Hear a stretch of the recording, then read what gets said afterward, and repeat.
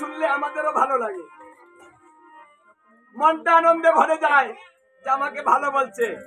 তাই এখানে ভালোবাসার তত্ত্ব শিক্ষা দেওয়া হচ্ছে। ভালোবাসার যদি অভাব হয় তাহলে সংসারে অশান্তি হয়। তাই ভালোবাসা বাড়াতে হবে, সেবার মধ্যেও ভালোবাসা। তাই বলছে ভালোই তো হয়েছে, ভালোই তো হয়েছে, ভালোই তো হয়েছে, ভালোই তো হয়েছে। বাহ, শ্রীকৃষ্ণ পেয়ে বলছে খুব ভালো হয়েছে, খুব স্বাদ হয়েছে। যখন ও কথাটা বলছে না, সখীদের মন আনন্দে ভরে গিয়েছে। সখীরা বলছে তুমি আরো কিছু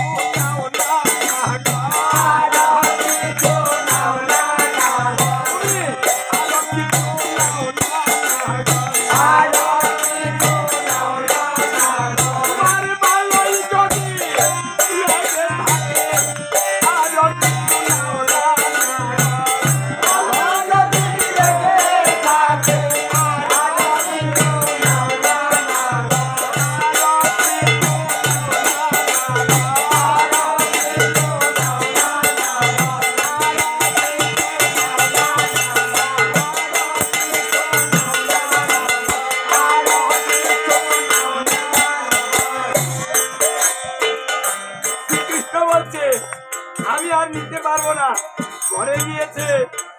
সখীরা বলছে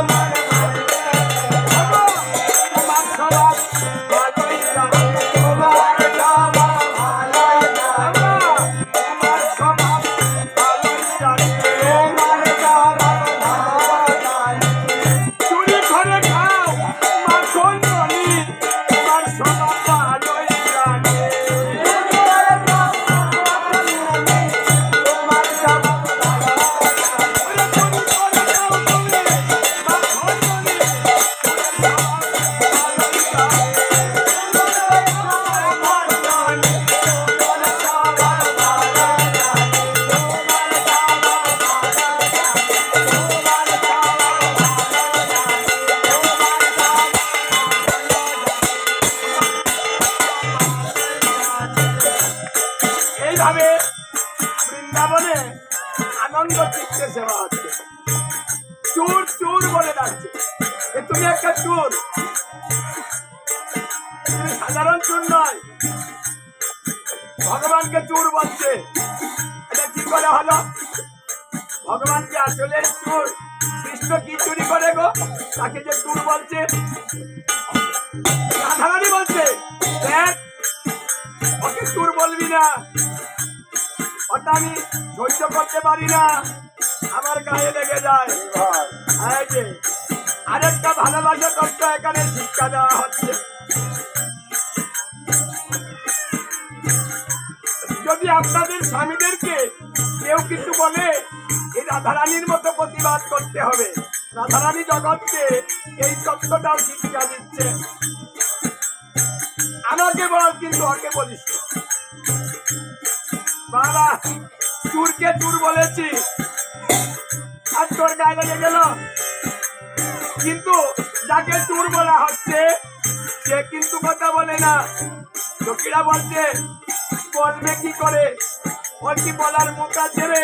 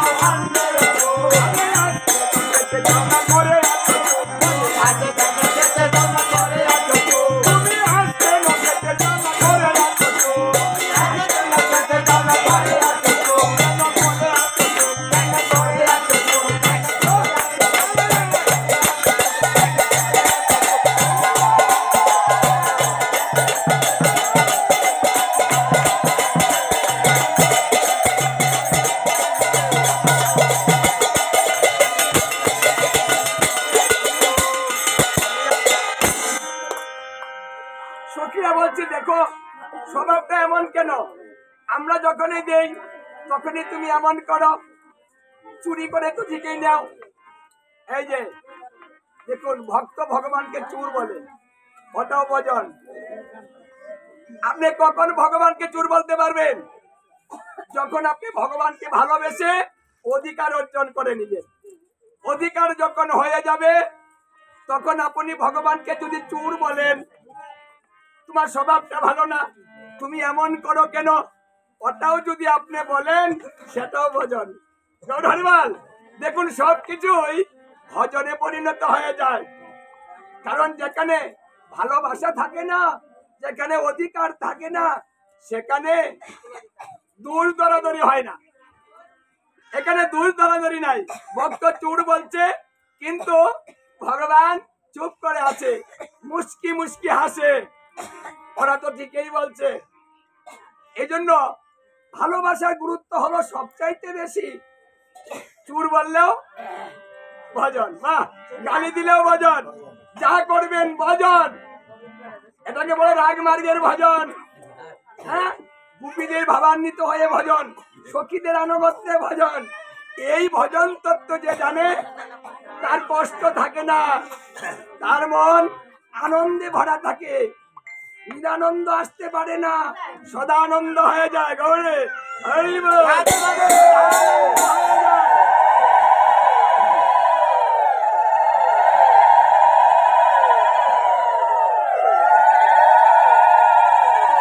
এখানে বলা হচ্ছে তোমার স্বভাবটা এমনই হয়, খুব ভালো জানি আমরা, আর জানবে না বা কেন? হ্যাঁ, আমরা যারা সংসার করি তারাও তো একজন আরেকজনকে ভালো চিনি। কেউ মায়েরা বাবারা কি চিনেন না? আপনার স্বামীকে চিনেন না? হারে হারে বলে চিনে, দেখেছেন? কারণ দুজন একই জায়গায় বাসা হয়, একসাথে ভালোবাসা হচ্ছে। হ্যাঁ, একজনের মনের খবর আরেকজনে রাখে, এই জন্য বলে যে তুমি যে কেমন ওটা জানার বাকি নেই, আমি খুব জানি। 30 বছর ধরে তোমার সংসারে এসেছি, তোমাকে চিনি না, তাই না? কথাগুলা বলি না আমরা এইভাবে। দেখুন, স্বামী কি চিনতে পারেনি? স্বামী বলছে দেখো আমিও কিন্তু তোমাকে কম চিনি নাই, হারে হারে চিনে ফেলেছি, কিন্তু করার কিছু। হ্যাঁ, মানে দুজন বিপদে পড়েছি কিন্তু চিনে ফেলেছি। তাহলে ভক্ত ভগবানকে চিনবে না কেন? আরে ভক্ত তো সবসময় ভগবানের মধ্যে বাস করে। এই জন্য ভক্ত জোর গলায় বলছে আমি তোমাকে চিনি, তোমার স্বভাবটা কেমন। একমাত্র ভক্তই জানে ভগবানের স্বভাব, অন্য কেউ জানে না। এই জন্য ভগবানের কথা ভক্তই বলে, ভক্ত যারা বলতেও পারে না। কথাকে বলে ভজন। রাধা কুণ্ডের এই ভজনটা হচ্ছে উচ্চ মার্গের ভজন। যারা রাধা কুণ্ড তীরের ভজন করে, অষ্ট সখীর জুটে ভজন করে, তাদের এই ভজন তত্ত্ব যারা জানবেন তারা হয় রসিক ভক্ত। দেখুন না, এই যারা দুজন রসিক না, ভালো লাগে না ওদেরকে? ভাবটা কি মেয়ে মেয়ে ভাবনা? ওদেরকে যদি শাড়ি পরানো হয় তাহলে আপনি জানবেন ওকে পুরুষ চিনার উপায় আছে নাই, কারণ ওরা সেই ভাবের করে ডুবে পড়েছে। এই জন্য ভাবুক হয়ে গিয়েছে, সেই ভাব ভক্তি ভাব। বাহ, যে ভাবটা আমার শ্রীকৃষ্ণের খুব পছন্দ, এইভাবে ভজন করা সর্বোৎকৃষ্ট। এই ভজনে সকলেই করতে পারে না, খুব কম ভজন হয়। এগুলার গুরুদেব তত্ত্বগুরু সন্ধানে যে না করেছে সে কখনো এই ভজনে প্রাপ্ত হতে পারে না। তাই ভোগের মধ্যে, এই ভোগ আরতির মধ্যেও আমাদের তত্ত্ব নিহিত আছে। এখানে সুন্দর সুন্দর তত্ত্ব আছে যেগুলো আমাদের জানলে আমরা ভজন করতে পারি। তাই সখীরা বলছে খুব জানি, লীলা চলে খাও তুমি 56 রাভু, আর গোবর্ধন সেজে খাও অন্যের তুক। আজকে অল্প দিয়েছি খেতে চাও না, করে আছো চুপ। হ্যাঁ, চুপ করে বসে আছো তুমি, আমি তো অল্প দিয়েছি। বিশ্বনাথ চক্রবর্তী পাদ ভাগবতের টিকায় বললেন যেখানে ভালোবাসা বেশি থাকে সেখানে দ্রব্যের বেশি প্রয়োজন হয় না, অল্প দিলেই মরে যায়। এত মজা লাগে না।